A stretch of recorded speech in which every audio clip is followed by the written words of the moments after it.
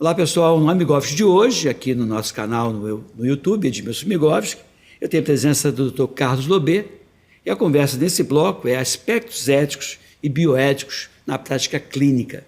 É um assunto que vem sendo muito discutido, inclusive foco de um congresso que vai ocorrer em julho em Salvador, na Bahia, em julho de 2024. Vai ser bem legal esse papo, você não perde para esperar. Já deu seu like, já compartilhe, porque o papo está começando. Rapidinho. Fica aqui, fique bem, fique com a gente.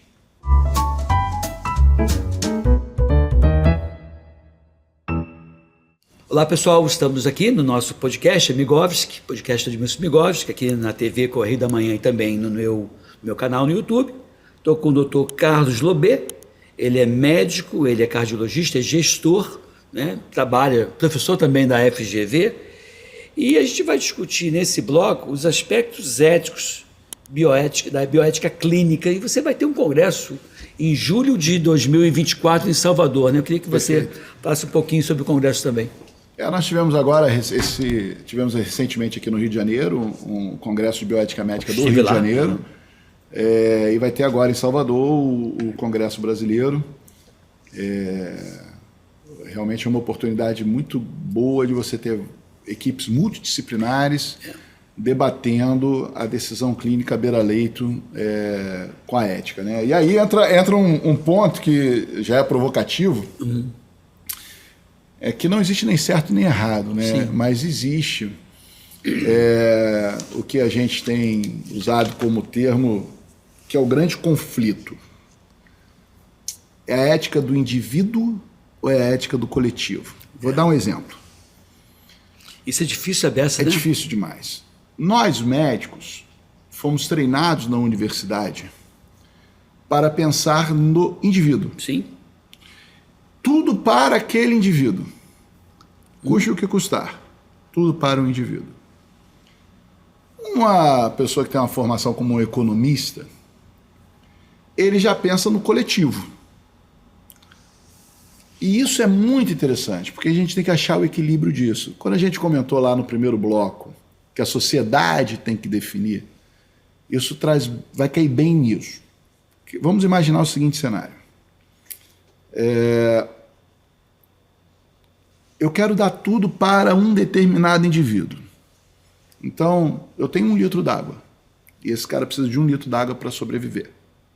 Eu vou querer dar esse 1 litro d'água para ele. Uhum. Só com esse mesmo litro, se eu der 100 ml para 10 pessoas, manteria viva 10 pessoas. Então, essa é a grande dificuldade ética hoje. Como que a gente define isso? Ora, é muito delicado esse assunto. Porque se eu quiser dar tudo para um indivíduo, ok, mas isso tem um custo. Uhum. E esse custo, ele compromete a vida de outras pessoas. Então, quando a gente pensa, por exemplo, numa criança, a família se cotiza para pagar a fralda. Uhum. A família se cotiza para pagar o cuidador que vai ficar com aquela criança quando a mãe e o pai saem para trabalhar. Ou a família reveza e cuida daquela criança, ou eles contratam uma babá. Quando a pessoa fica idosa, ela vai precisar da mesma fralda, ela vai precisar do mesmo cuidador. Uhum. Mas agora a família não quer mais se cotizar. Uhum.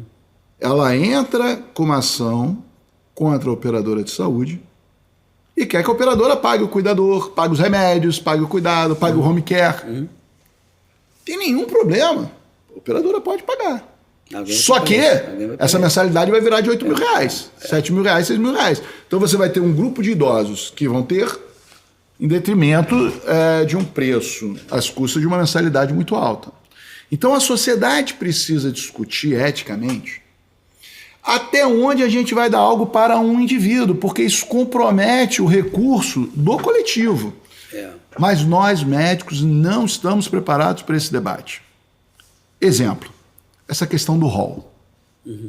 O rol ele é taxativo ou exemplificativo? Nós tivemos uma lei recente, né, colocando que o rol é apenas um exemplificativo, não é taxativo. Vou traduzir de outra maneira. Explica porque como é. Então, vou traduzir isso. Até explicar para as pessoas que estão vendo o que é o rol. Vamos lá. Tá? Porque a lista lá diz... Quando existiu a regulamentação em 1998, com o surgimento da INS, aonde ela colocou assim, olha, cada plano não pode dizer o que vai dar. Você não pode ter um plano querendo dar 7 dias de CTI, o outro dizendo que vai dar 15. Nós vamos regulamentar o que você tem que dar. Neste momento da regulamentação, surgiu o rol. Olha, que são as coisas que são listadas entre procedimentos que são obrigatórios. Sim. É uma lista do que é obrigatório.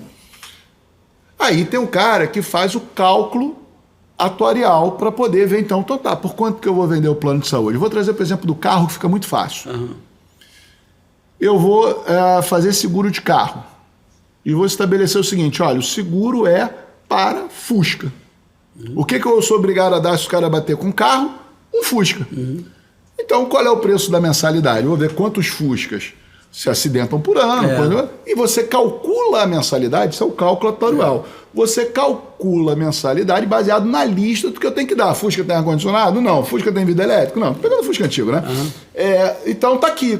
Como tem esses componentes do Fusca, eu consigo vender o seguro do Fusca a R$100. Ora, quando veio a regulamentação, falou o seguinte, não, puxa, olha, todos têm que ter ar-condicionado, todos têm que ter vidro elétrico. Não pode ser o carro funcionar só 7 dias por semana, tem que funcionar os 365 dias do ano.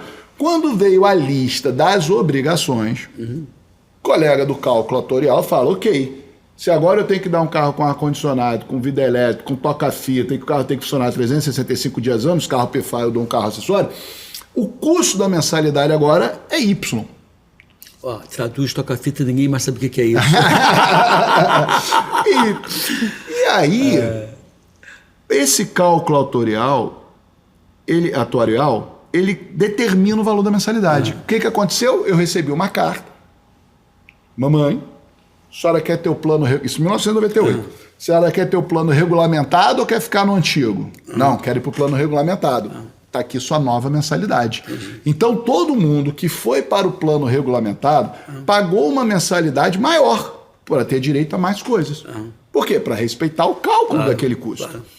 Então, quando você fala de rol taxativo, o que você está dizendo?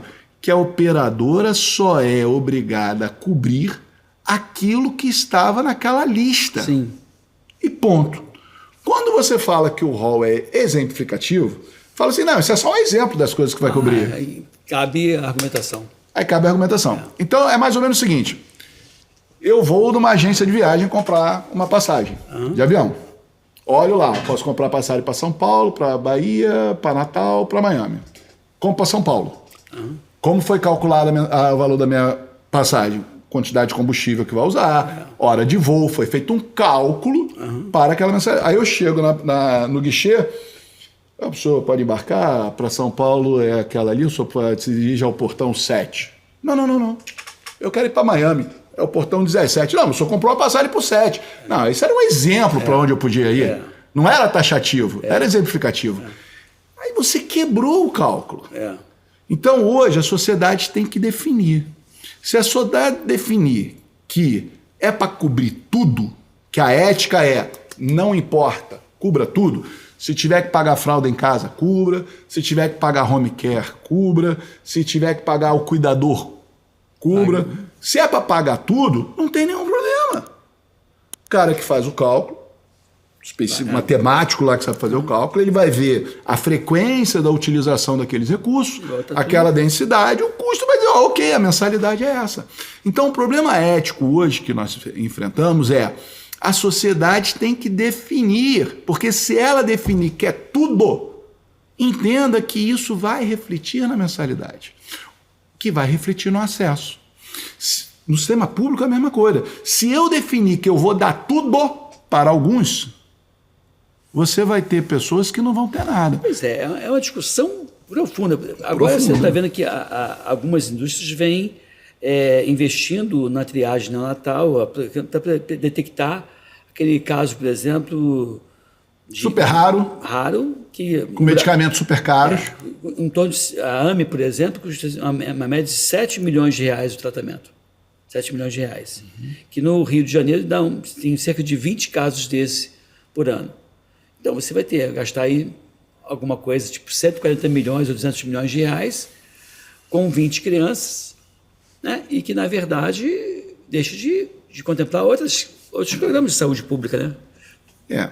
O que enfraquece um pouco esse argumento sobre a ótica pública é porque o público a gente vê muito desperdício. Essa também, concordo com você. Então, assim, concordo com você. Por exemplo, eu não consigo entrar na minha mente um discurso caloroso para algumas coisas, enquanto a gente ainda tem uma quantidade de crianças que não tem acesso à água potável. Concordo com você. Enquanto você ainda não tem crianças com o saneamento básico. Enquanto essas crianças não estão numa escola o dia inteiro, de qualidade. como foi o belíssimo projeto lá atrás do CIEP, que era botar a criança o dia inteiro na escola, tendo qualidade, tendo merenda, tendo atividade física.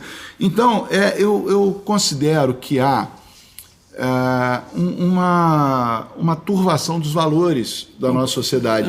Porque não acho que a gente não deva não discutir o medicamento caro, tem que discutir, mas cadê o discurso caloroso do saneamento básico, da água potável e das crianças com merenda na escola, em vez de estar vulnerável aos marginais, aos traficantes sendo usadas na rua para cometer delitos porque são menores. Então, no sistema de saúde pública, isso me incomoda muito, que é a ausência de uma política pública para definir prioridades com seriedade. Isso. Eu acho que, sobre ótica, considerando que nós temos o 10º maior PIB do mundo, eu acho que talvez, realmente, como ótica de saúde pública, talvez exista o dinheiro para cobrir isso. Sim. Eu acredito que exista. Mas eu acho que a gente tem que fazer esse discurso tão caloroso quanto eu concordo o da com coisa. Assim, uma vez eu estava assim, depois que as pessoas resolvessem o problema da corrupção e tudo mais, eu até acho que vale a pena sobrar. discutir Eu acho isso. até que vai sobrar dinheiro. Mas assim, agora... É que não dá para esperar, né? Infelizmente essas crianças não conseguem esperar. Não dá para esperar. Agora, no sistema privado, essa discussão ela é muito imediata. Por quê? Porque se eu der hoje isso aqui para essa criança, amanhã eu tenho que aumentar a mensalidade. Se eu der hoje isso aqui para o idoso, amanhã eu tenho que aumentar a mensalidade. Então, o que vai acontecer se nós não discutirmos o que é obrigação do governo e o que é obrigação da operadora? Se a gente quiser transferir tudo para a operadora vai deixar de ter 50 milhões de vidas, vai ter 40, depois vai ter 30, vai ter 20, e em vez de você ter 150 milhões de brasileiros precisando do SUS, você vai ter 200 milhões precisando do SUS. Então, essa discussão no sistema privado, assim, indiscutivelmente, eu acho que a gente tem que dar o cuidado para todas as crianças, dependendo da saúde, da doença que ela tenha e do custo desse tratamento. Só que isso para mim, isso está dentro da Constituição como obrigação do Estado. Se a gente trouxer essa obrigação para a medicina privada, tem o risco da gente estar diminuindo o acesso. Mas é uma opção que a sociedade tem que fazer. Eu digo para você, se você botar 50 milhões que estão no plano da saúde suplementar e botar no SUS, embora o SUS seja Sistema Único de Saúde e, em tese, equânime, essas pessoas são pessoas que têm maior capacidade de influenciar, são mais diferenciados e até vão judicializar a medicina e vai furar o CIGEG. Está acontecendo no público e no privado. Vai furar o CIGEG. No público e no privado. Então, assim, a pessoa que está no público hoje assim, eu não tenho plano de saúde que quero mais que ninguém tenha também, não é uma boa, não. Vai ser ruim para todo mundo. A pergunta é se uma criança humilde, de uma cidade humilde, de um estado muito humilde, com uma doença rara, se ela está tendo acesso ao mesmo advogado para lutar pelo esse medicamento caro que a criança que mora aqui em Rio, São Paulo, está tendo. Então, eu acho sim que todas as crianças com doenças graves precisam receber o tratamento. Sim. Isso é constitucional. Sim. Ponto. Mas eu acho que a gente precisa discutir se isso vai ser uma obrigação do Estado, que é rico. O Estado é rico, nós somos o 8º maior PIB do mundo. Se isso é uma obrigação do Estado ou se nós vamos transferir isso para a medicina suplementar. Se nós formos transferir essa responsabilidade para o plano de saúde, entenda que a mensalidade vai ser mais cara. Não tem como segurar. Não, só vai ser mais cara. Aí você vai ter 50 milhões de usuários. Não vai dar para... Na saúde suplementar, é um sistema de mutualismo. As pessoas pagam uma mensalidade que cubra o custo. Se aumentar o custo, a mensalidade aumenta. Isso não tem como ser diferente. Não é subsidiado pelo governo. Não é. pelo contrário, né? Taxado. Né? E essas, o que vocês pretendem discutir, então, nesse Congresso Brasileiro de Bioética, em julho de 2024, em Salvador? É nessa linha também vai ser discutido? Esse é um dos temas, né? Tem outros pontos que estão muito mais ali na beira do leito, que são pacientes onde a gente tem que discutir se nós não estamos fazendo cuidados fúteis e prolongando a dor do paciente. Sim. Então, você tem pacientes com doenças graves, você tem pacientes com doenças dolorosas e que, às vezes, você está colocando alguns recursos, você está prolongando a dor. Sim. Então, essa é uma grande discussão bioética. Quando que você começa a errar por uma prescrição excessiva? E isso, esse diálogo com a família, esse diálogo com o paciente poder materializar a sua vontade, né, de fazer por escrito, inclusive, o que ele deseja em determinadas situações clínicas. Isso é uma coisa que a nossa sociedade ainda tem que debater muito, amadurecer muito, que são questões bioéticas, médicas, clínicas, ali da beira do leito, né? Daquele paciente que tem uma situação terminal e que não quer ser submetido a um determinado procedimento. Tem direito, né? Tem direito. Então, esse é um debate muito legítimo. Essa história que eu vou contar tem uns 40, quase 35, 36 anos atrás. Eu tenho 40 anos de formado. E aí um menino que tinha talassemia major, que vivia numa enfermaria de crianças com leucemia, na época as crianças morriam muito. Hoje, graças a Deus, a quimioterapia avançou bastante. E aí ele dizia assim para mim: tio, se eu parar não me entuba não, hein? Ele falava isso, né? Assim, na linguagem dele, né? Ele sabia que tinha vida curta, via a experiência das outras crianças numa enfermaria, que até chegava a botar o biombo, ele via, já era um menino mais espertinho pela doença. Ele falava isso, ou seja, ele declarava que não queria ter a vida prolongada de uma forma artificial, porque ele sabia que a vida dele era muito ruim, mas tinha essa consciência. O que, infelizmente,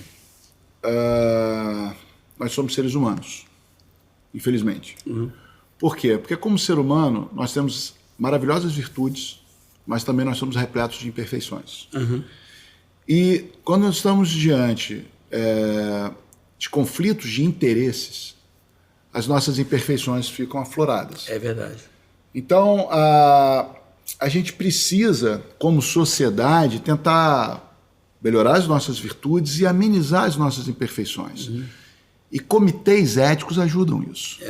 Você tem o comitê, você tem um conflito de interesse, por exemplo. Você tem um conflito de interesse para querer prescrever tal remédio. Você tem um conflito de interesse para prescrever tal tratamento. Esse modelo de remuneração hoje da medicina, que é um modelo que a gente chama pagamento por serviço, onde o cirurgião ganha por cirurgia, onde o médico ganha por consulta, isso já é um conflito de interesse. Então, se você tem uma pessoa ética, isso não vai fazer diferença nenhuma. O cara só vai prescrever aquilo, mas os seres humanos são imperfeitos. Tivemos casos de imperfeição em todas as profissões.